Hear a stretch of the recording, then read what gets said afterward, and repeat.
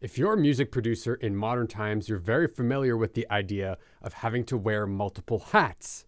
The artist hat, the songwriting hat, the recording hat, the composer hat, the editing hat, and the list goes on. So in today's video, I'm gonna go over one of the most important things you can do as a multi-hat wearing modern music producer, building your own creative system.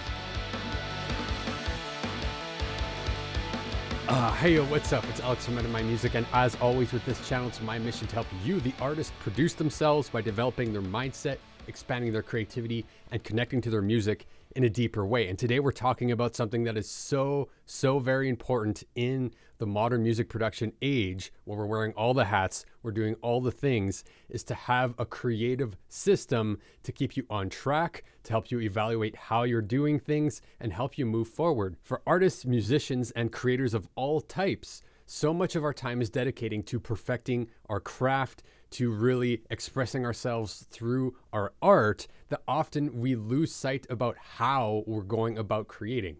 Often we get so lost in the doing, we get so lost in the sauce that we forget about the process and the approach that we're taking towards our art in general. So we often lose sight and miss out thinking about how we create, what we do with our creations, and how we spread our creations to the world. It may not be immediately obvious right off the bat, but all of this stuff we're talking about involves process development, it involves knowledge management, and it involves extensive self-reflection. So the tool that I use to help me do all those things is what is called Notion, and the process that I follow to do that within music is called workflow wizardry, and that's what I teach my students. But wait, aren't systems bad for creativity?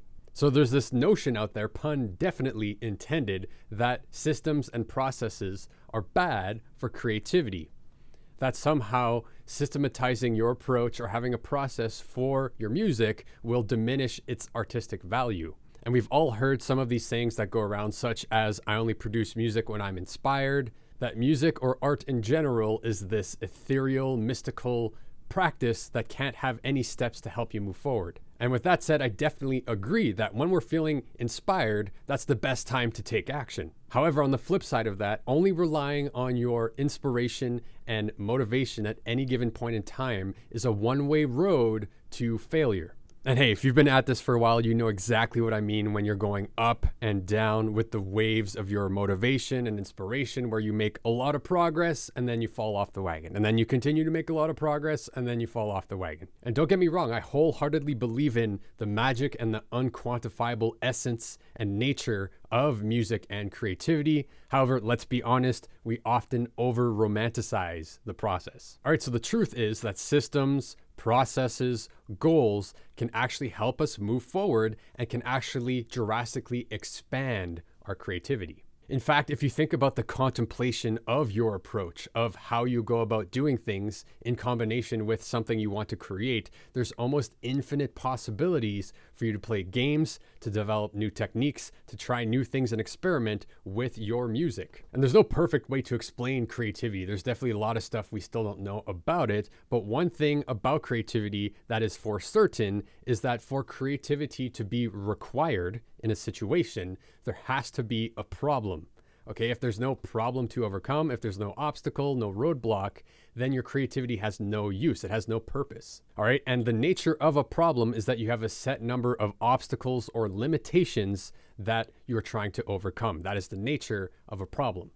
And this is where a system comes in, is that a system provides a framework of problems and limitations and ways to think about what you're doing to help you focus your creative thinking, right? And this is the key. A system helps you focus your creative thinking towards specific problems.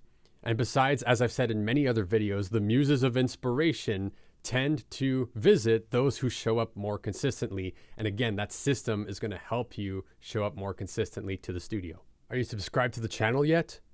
Why aren't you subscribed to the channel yet? All right, so let's show you a little bit behind the hood of what Notion is, how this can act as a second brain.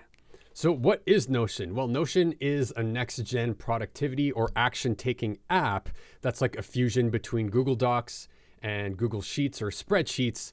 But we don't really care about Google Docs or spreadsheets, do we? What really matters is that it's a super customizable way to interface with your music. You can really build a creative system in any way, shape, or form that you can imagine by setting conditions, different views, linking things together, customizing it, all of that great stuff. However, without a doubt, the most important thing with a creative system is that if ever you feel overwhelmed or uninspired or just unmotivated, I lean on my system. I lean on workflow wizardry to just help me focus on something and avoid the feeling of overwhelm and uncertainty. And throughout the years, in my own personal experience, I had always been going up and down with the waves of my inspiration and motivation. I would be very productive and then I would fall off, and then I'd be productive again and fall off. I would never strike that consistency. And if you're experiencing that with your music making, this is where a creative system can definitely help you, especially if you're wearing all the hats.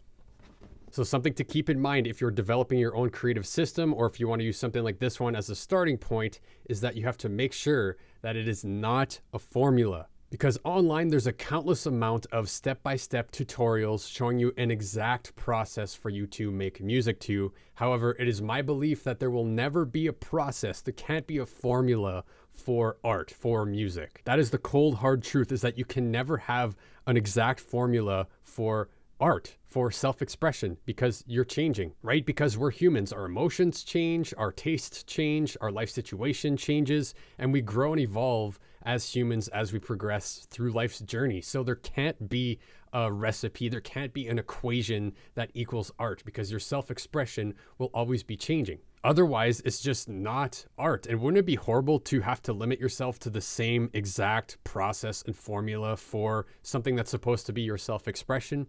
So the key thing in developing a system is that it has to be flexible enough for you to inject your own experiments, your own tastes, your own inspiration, your own way of doing things inside of it. Otherwise, it's not going to work. Don't get me wrong, the right information and techniques are necessary, but those in and of themselves will never be the answer you're looking for in taking your art and your music to the next level. So a creative system needs to be flexible enough for you to be able to make it your own, and most importantly, make your own discoveries as an artist, to create your own knowledge through the process. And that's the thing that you will be great at in your art, is the thing that is uniquely you. And the beautiful thing about your uniqueness is that nobody else is an expert on your uniqueness, right? That is solely your domain, and that's why it is the center of what makes you an artist. All right, so real quick, I'll show you how I go about using this workflow wizardry system so you can get a glimpse inside how I use it with Notion. All right, so the first thing is idea collection. So if ever I'm out and about and I have an idea, I'll record a voice memo, and with the marvels of modern technology, I can just send that voice recording directly into Notion and it will create a new card for me automatically straight from my phone. So it's super easy to do that. And yeah, just I collect all ideas and then I sort through them later and decide as to which ones I might want to develop further, or which ones I might want to put aside for now. The second thing is, of course, the 7 steps of the production process. Okay, and real quick, without going over all this, is essentially clarify is we're setting some limitations. We're getting a vision for the song. We're maybe selecting some sounds. We're designing some instruments. We're finding the tempo, the BPM, maybe the key. Maybe if you have any starting point idea, that will help inform you as to the direction and vision of the song. Then we're flowing out ideas. Then we're just letting go and creating as many ideas as possible without judging them. That is the key. We're not editing anything. We're just letting it come out and see what happens. Then the next phase is where we actually look at that and we decide, okay, which are the best ideas, which are the ones we maybe leave behind, which ones work together. We also exercise our ability to develop motifs and develop ideas further, and then start to sketch out the basic structure, the basic progression, the story of your track. Then we move on to actually composing the track, so laying it all out on a timeline with the intro, the outro, the transitions, all that stuff, and really tell a story with it. Then we move on to editing that track, so really getting in the nitty-gritty, editing any timing issues, any harmonic stuff that maybe doesn't fit, and really orchestrating it to a whole other level. And then finally we move on to the mix. And then once we're done the mix, we move to the master. And one thing about this process, it is not linear.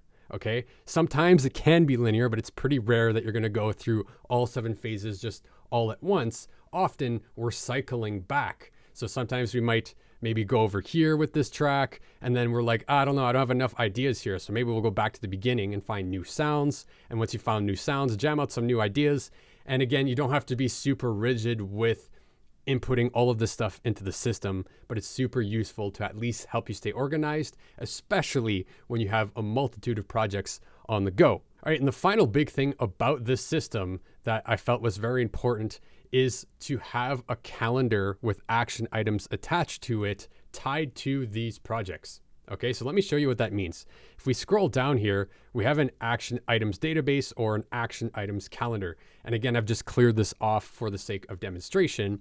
But what this calendar would be any actions you decide to take on your music or work on a song or start a certain session of these 7 different phases. You can input it inside this card and it will pop up on this calendar. Okay, so let me show you that real quick. So let's say that epic 5/4 riff that we created this card for earlier.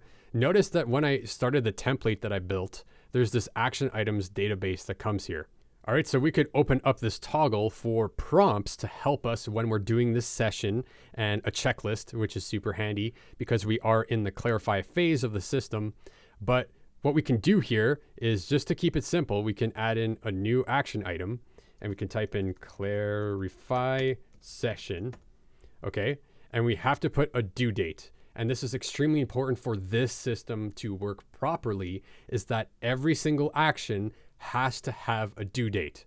Okay, if it doesn't have a due date, it will not pop up in the calendar. And the due date is somewhat arbitrary. Okay, if we wanted to do this today, great, we could choose today, or we could choose maybe Friday. You can include a time if you wanted. You can go as deep as you want or just keep it as simple as you want. Completely up to you. But the whole thing is that it's kind of arbitrary because, okay, let's say we did that for Friday and exit out of here. Now, if we go to the calendar, we will see that we have a clarify session on our calendar. So if I roll up to Friday, I can be like, oh, sweet, I can do a clarify session, open this up, and it's linked to this other project. All right, I can click back to the song from the session we created.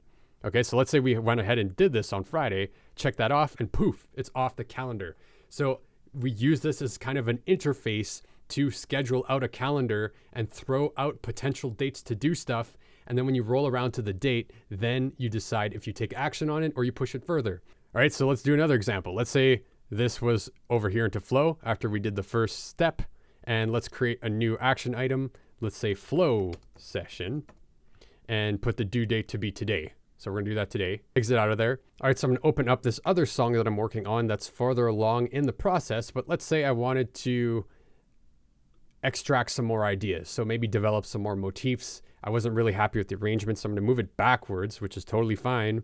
And we're gonna open it up and I'm gonna create a new action, and it's gonna be an extract session.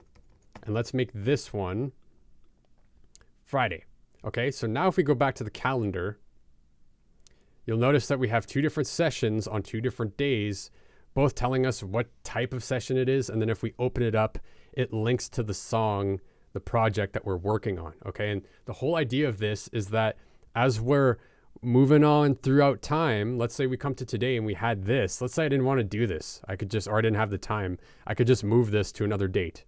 No big deal.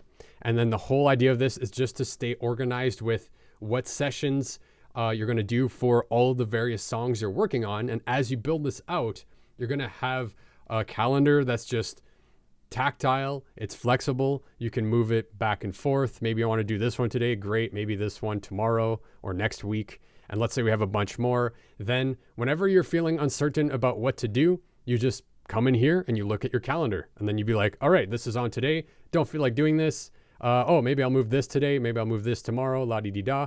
And then you just continue, you open this up, and then you take action on this thing, and then you can link to the project, right? If you have any more ideas, write it in here, because this will stay the whole time until you get your song past the finish line. So if you're interested in learning more about how the workflow wizardry system works in detail, there's a PDF in the description below that you can download that goes over all the steps in detail, so you can take it and run and start creating your own system or follow those steps and see how it works with your music. With all that said, systems don't really matter unless you have a consistent way of taking action with rock solid habits and the right kind of goals. So if you want to learn more about how to build habits and set the right kind of goals, check out this video over here where we dive deep into the best ways to do that for an artist and a music producer. If you got value out of this video, give me a thumbs up. If you want to stay in tune for the next MetaMind Music transmission, go ahead and hit that subscribe button. And with that said, I will love you and leave you, and I will see you in the next video.